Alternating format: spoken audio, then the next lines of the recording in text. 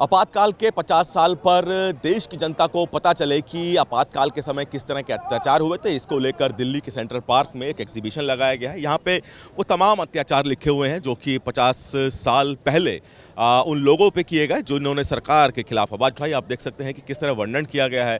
दिल्ली और हरियाणा का एक यहाँ पे वर्णन किया गया है कि किस तरह से छात्रों पे यानी कि स्टूडेंट्स पर अत्याचार किए गए।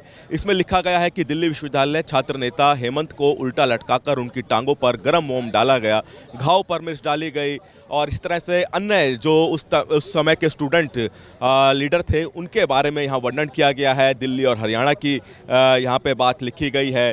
नीचे लिखा गया है ये जवाहरलाल नेहरू विश्वविद्यालय के जसबीर सिंह को कुर्सियों पर बांधकर मारा गया, खून की उल्टी हुई।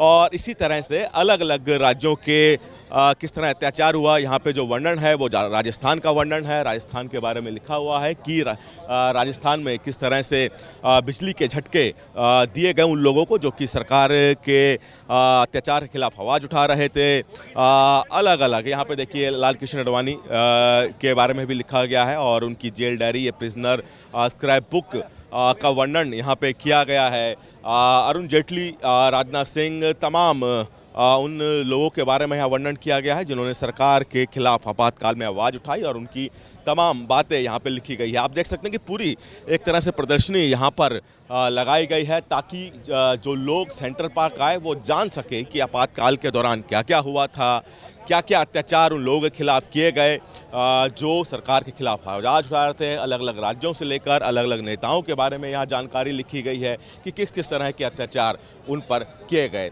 भारतीय जनता पार्टी देश भर में आपातकाल के 50 साल को लेकर काले अध्याय के रूप में मना रही है और उसी के तहत ये प्रदर्शनी दिल्ली के सेंट्रल पार्क में लगाई गई है। कैमरामैन प्रियदर्शन के साथ दिल्ली से सूर्य समाचार के लिए विनय सिंह।